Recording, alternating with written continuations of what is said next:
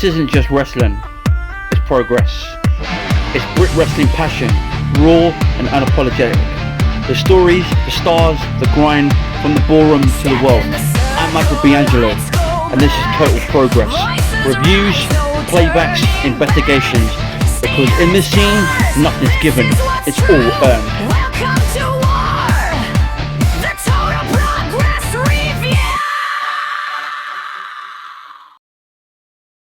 What's up, Progress fans, and welcome to Chapter 1 of Total Progress Review. I'm your host, Michael B Angelo. Today, we are diving straight into Progress Wrestling Jump in the Line.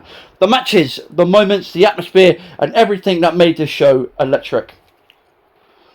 This is the start of a brand new journey, a fan's voice, a fan's passion, breaking down the best wrestling scene in the UK. So let's not waste any time. This is Total Progress Review. This is Chapter 1. Let's jump in. Yeah, indeed, the show started off with a bang up with Jerry Bakewell coming out and announcing the match card for this evening. You should see the match card appear on the screen any minute now. Yep, there you go. And then he announced a costume party competition for the Progress fans, which I happen to be a part of. But unfortunately, yeah, this is where I get down to business now. Mr. Bakewell, you didn't see me in the crowd. You didn't allow me to participate. I'm only joking. No. Hopefully next year you should be able to see me in costume next year. The match kicked off with the arrival of Holly and Lana Austin, who decided to take it upon himself and interrupt poor Jerry and relieve him of his duties. On announcing, Holly and Lana decided to get things started and jump in the line with the Halloween costume party, but I felt it. I don't know about you guys who watched or was at the show. They felt the electricity come through that curtain as Sapphire Reed and Anita Vaughn pulsed their way right through the curtain and began the match by attacking Holly and Lana, who for some strange reason brought a banana, just up as the Minions brought a banana to the ring. Both teams are looking good in this matchup. They looked incredible. Both ends with attacks in the first 3 and 4 minutes of the match. But unfortunately, it didn't last long there as Lana and Holly's communication began a downfall to Lele. Hyperactive were very impressive as well. The amazing teamwork bringing into the matchup. However, then it was then turned with Lana bringing the banana into the matchup. She unpeeled it and attempted to blind Anita Vaughn by taking out the right eye of Miss Vaughn. Before Lana, bless her, she slipped on the bloody skin of the banana, and that was the official loss of Holly and Lana in this matchup. Incredible match. I wonder, what should I give the match rating? My lucky number, and that's 7 out of 10. The only reason for that, it was fun, it was epic and impressive by both teams. I could not wait to see Hyperactive in the ring again. What does the future lie though for poor Lana and Holly? I know Holly definitely wants to stay in this team. She believes that she can push forward with Lana down the road. However, Lana still does not want to be a part of this, but it's the fans that is keeping it together. So guys, keep pushing that team, because I'm hopefully somewhere down the line both of them will coexist. We're going to swiftly move on to the next match. It was Our Dozen versus Gene Money, and accompanied to the ring by Session Moth. My first thoughts though, before going into this matchup, before they came out, was what is the future to hold the family, the team of Gene and Session, after the loss to Will Cruz? Obviously, what does the future hold for Gene Money? But we're going to kick ourselves off with the match when Our Dozen came out and attempted to bully the referee, before interrupted by Moth Dog's music. And then the match began with a battle of chops, and yeah, I'm going to say nipple cripples, yep, towards Gene Money. And if I get removed from YouTube, I apologise in advance. Yes, right, nipple cripples. This match kicked into gear with Session pulling the strings on the outside. Session then attempted to interfere, but was warned by the ref on multiple occasions. But later on, the ref was then taken out, and that was the opportunity for the devious Session Moth to get up to no good with her tricks, but was stopped by Gene Money, as Gene wanted to play this match out fairly. However, it was an end-to-end stuff as Osadin was attempting to get herself back into the ring, but unfortunately in this matchup it was the last of it, as he was using the Ainsley Larry finisher. That's right, the Ainsley Larry finisher for G Money to pick up the 1, 2, 3. However, that was not the end of that matchup though, because Gene decided to attempt to announce something. We thought we were going to see the future as Leiden Hold. Session then stole the mic off of G Money and said she had enough of Gene and the constant losing of the family. However, then Gene then took the mic back and then made a shocking discovery that everyone was, well, in my personal view, it was funny, but he believes that Osadin is now his long lost twin brother. That's right, I said it. His long lost twin brother. But other than that, the match was incredible itself. The match rating, I'm going to give it an 8 out of 10. It was, the reason for that was it was good wrestling from both men. Yep, the nipple cripples as well, and obviously the devious plans of Session Moth. It was fun. It was fast-paced action. And obviously the highlight of that match was Gene believing that Osadin is now his twin brother. Moving swiftly on to the next match, it was match 3. It was Simon Miller and Mulligan. Before the match started though, we got an impressive vignette that was the story of Simon Miller and Josh Holly. We saw clips of how Simon Miller flattened poor Josh Holly in just under 36 seconds with a spear and a powerful jackhammer. We then saw the arrival and the debut of Mulligan. Plan B to Josh Holly, believing that he has brought the curtain call, the final curtain call, to Simon Miller. We then saw the master of the ups and downs coming out with Metallica, bringing him the confidence that he needs, that he already has on this warpath. Holly then took it to the mic and then bitched and whined that this is my plan B and that is it, you're done. The match then, these two behemoths then locked horns, and obviously it was a powerhouse after powerhouse moves between both men, Simon Miller being the quicker of the two. However, the downfall began when Holly decided to take upon himself to get onto the ropes and slap Mulligan in the face, because Mulligan was slowly dissolving and his debut was on the horizon of a loss. However, then it was a hat-trick of spears and a jackhammer that finally toppled the 6'7" giant and finished the match with the 1, 2, 3. Holly then took it upon himself after the match to get involved and was then chokeslammed out of his shoes. That's right, boys and girls. He was chokeslammed out of his shoes, and I saw it projectile right to the back of the audience in the crowd, and unfortunately laid out the ferret, and Mulligan walked out with his head held high and a respect from Simon Miller. Now, regarding this match, what should I give it in terms of the review? I'm going to give it an 8 out of 10. It was fantastic. Again, it was end-to-end stuff from both men. Great promos, great work. Mulligan's a great talent, and I'm looking forward to seeing what he can do in the future. Guys, we're going to move on to our next matchup, and it was match 4, and that is Rain versus Rio for the Women's Championship. Let's move swiftly on to the main event of part 1 of Jump in the Line, and that was the Women's Championship between Rio and the number 1 contender, the Metal of Maiden herself, Rain Leverkusen. Both ladies going into this matchup strong. Obviously, Rain looking to make up for lost time after losing her controversial triple threat match to both Rio and Kanji at the last chapter. However, Rio looking to continue her 25 match winning streak on a 609 day title reign between 2 title holds. Both ladies going in strong, and it was very difficult for me to choose my favourite, as I'm a fan of both of these ladies anyway.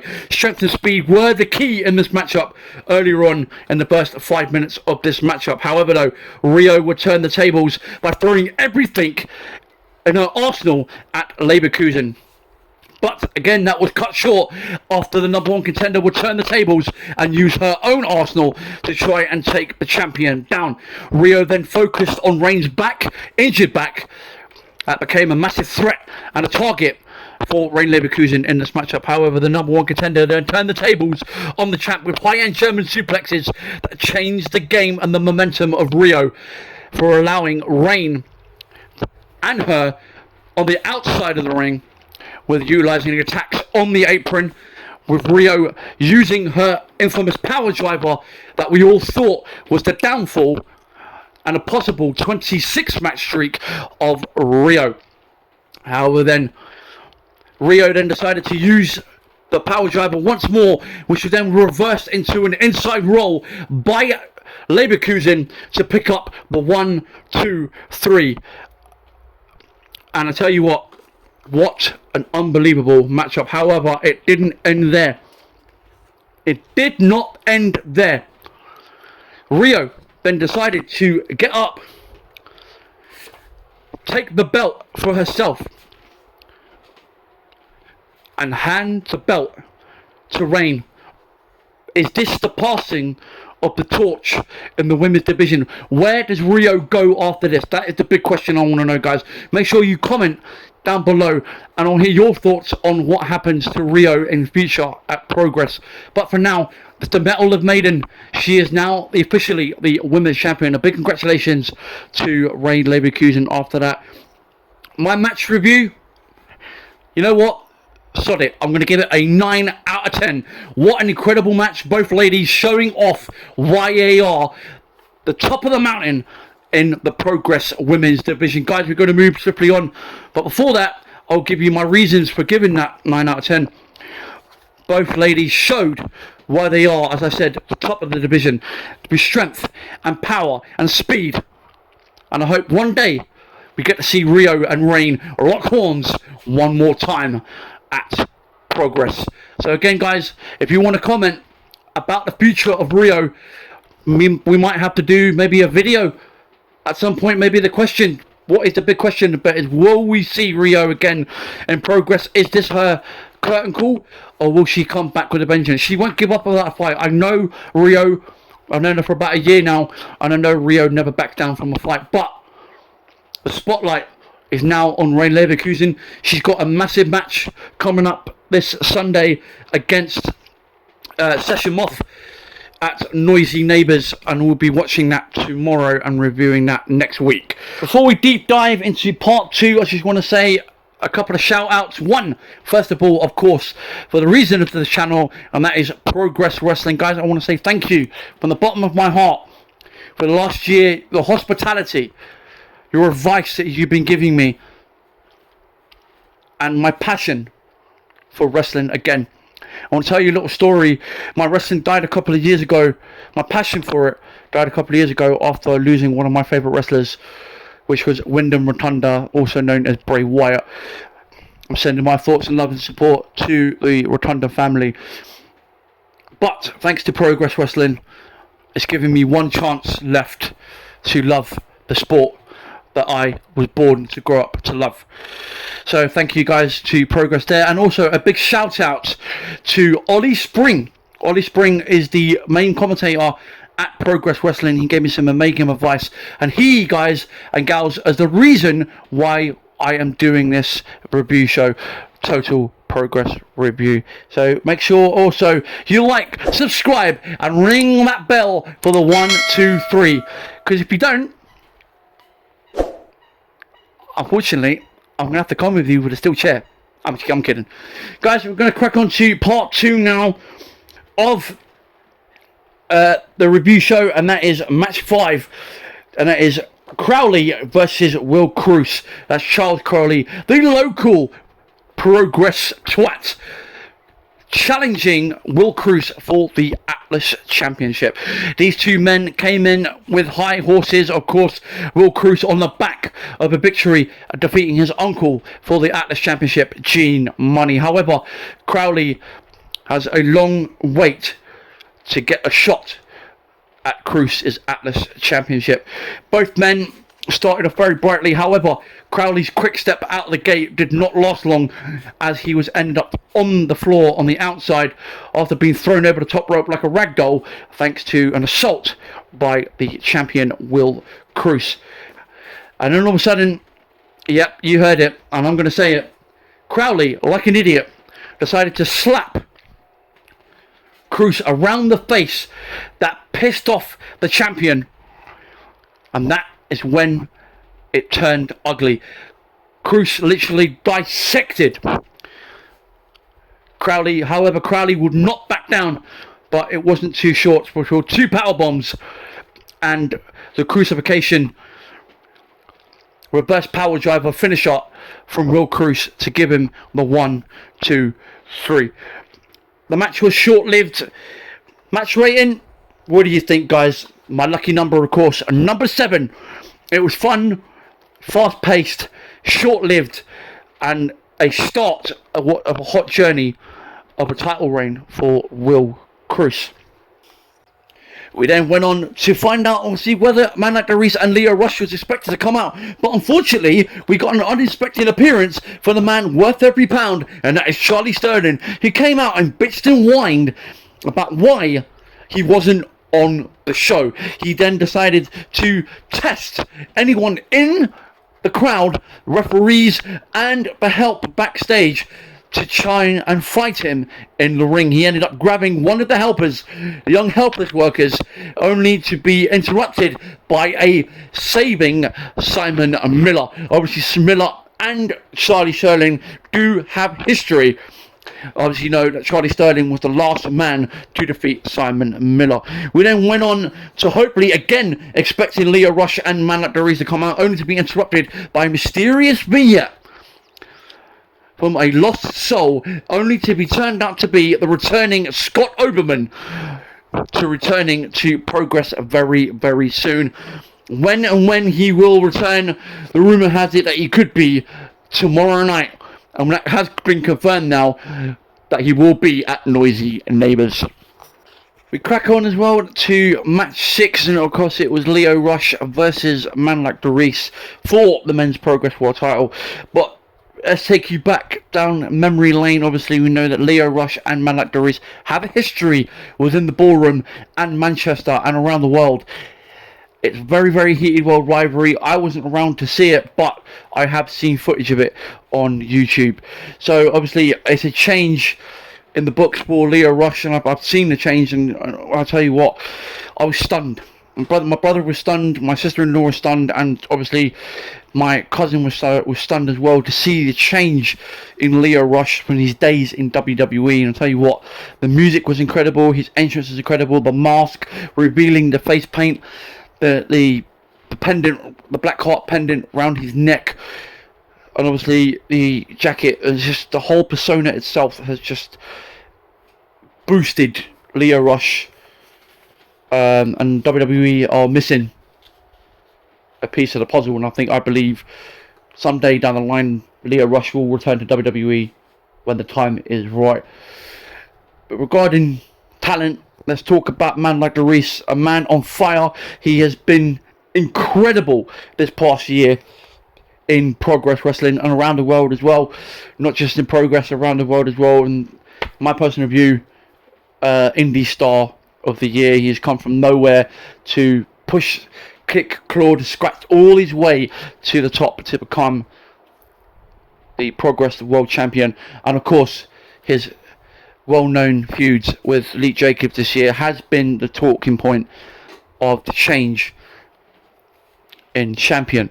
We're going to guys kick us off by obviously Lio playing mind games before we even started in this matchup, obviously, but the start of this show, the start of this matchup actually was man like BritWres putting his title in a bag, which will play a major part of this match review later as the plot thickens for a future confrontation.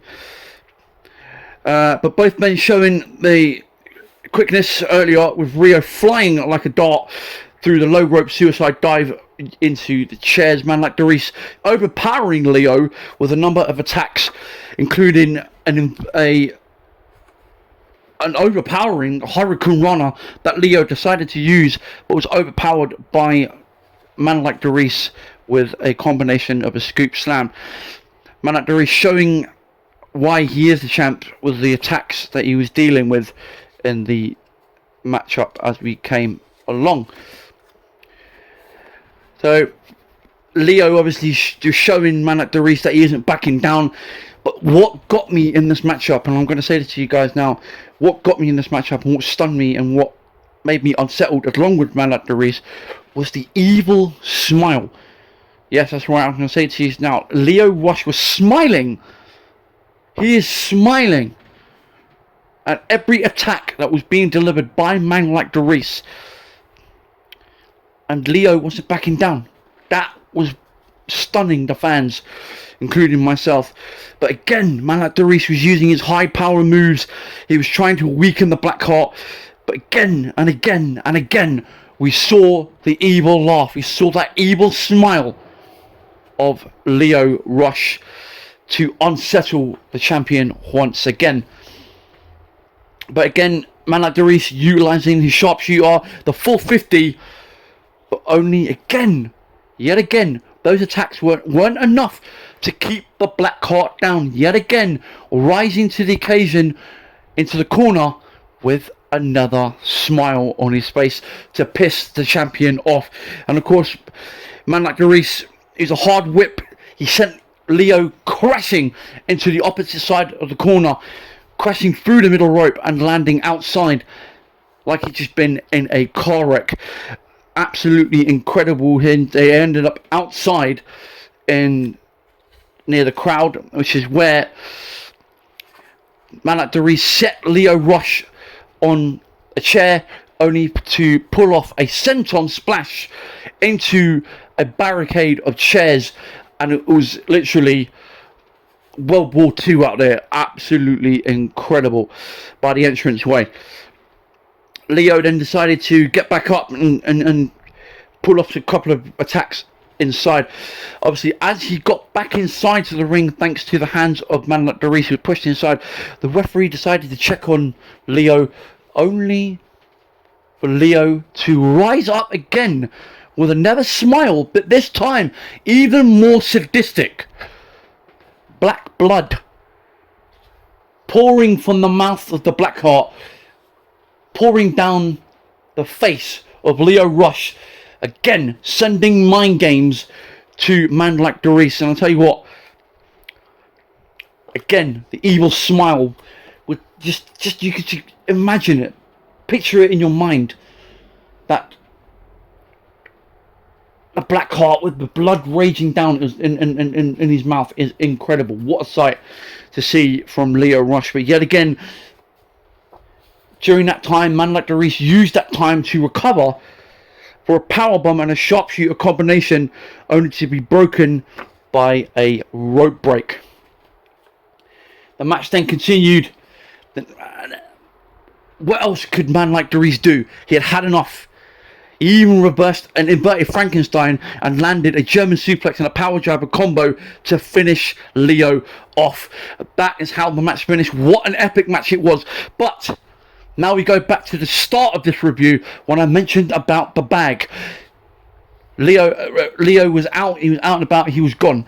Man like Darius, though, however, stayed in the ring to celebrate with his fans, only to call for his bag.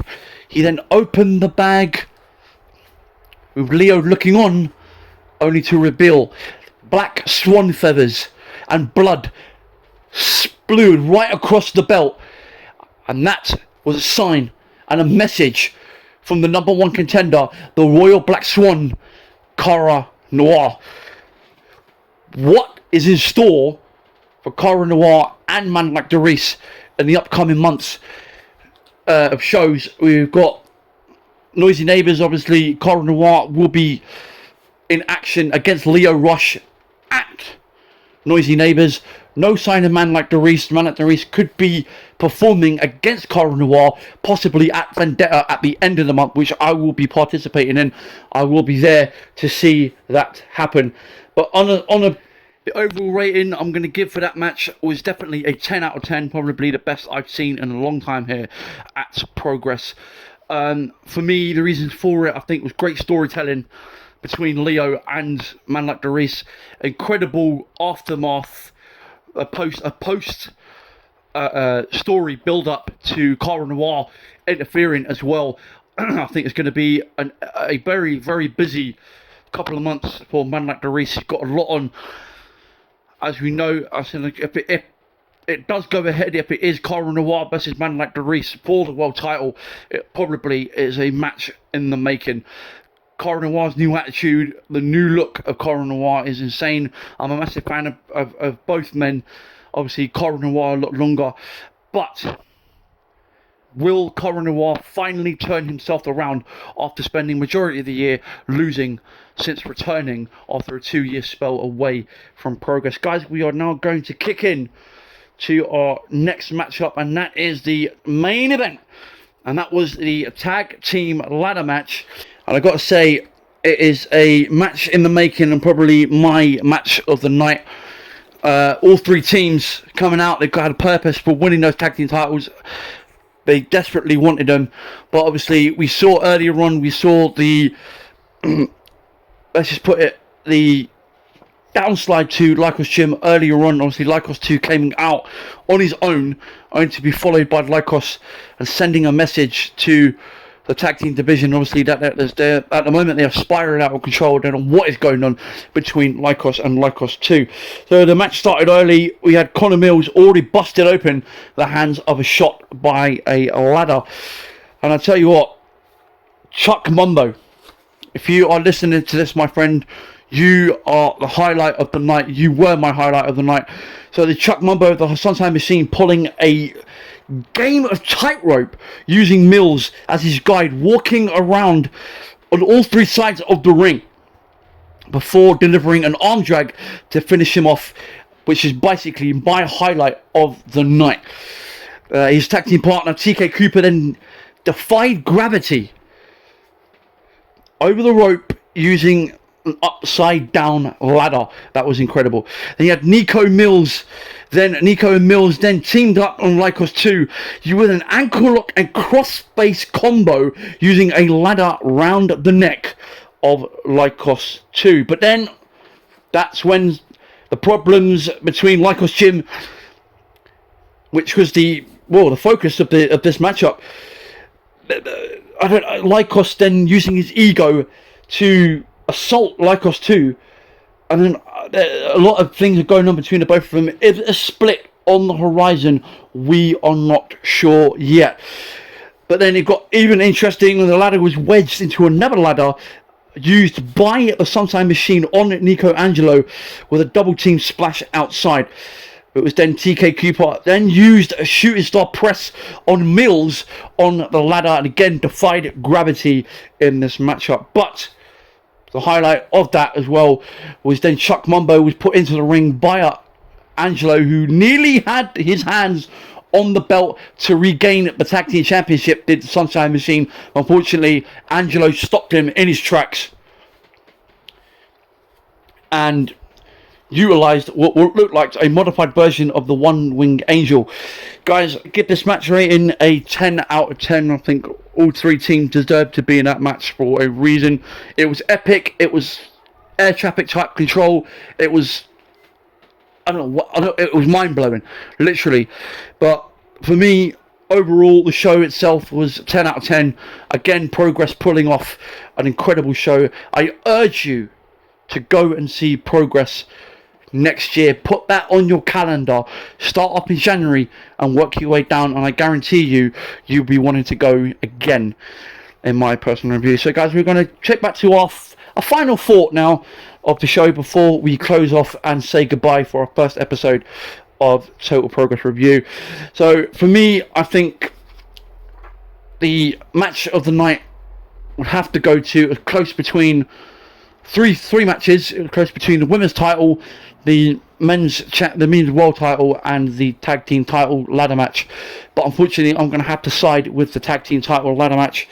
It was epic as it was, but for me, that was the performance And the MVP of the night was Chuck Mumbo of the Sunside team. His ability and agility had my vote, and I give him a 10 out of 10. Congratulations to Chuck Mumbo for the first Total Progress Review highlight of the night. Guys, thank you so much for tuning in to the first chapter of Total Progress Review. I've been Michael B Angelo, and we'll see you next week in chapter 2, which is Noisy Neighbours Review.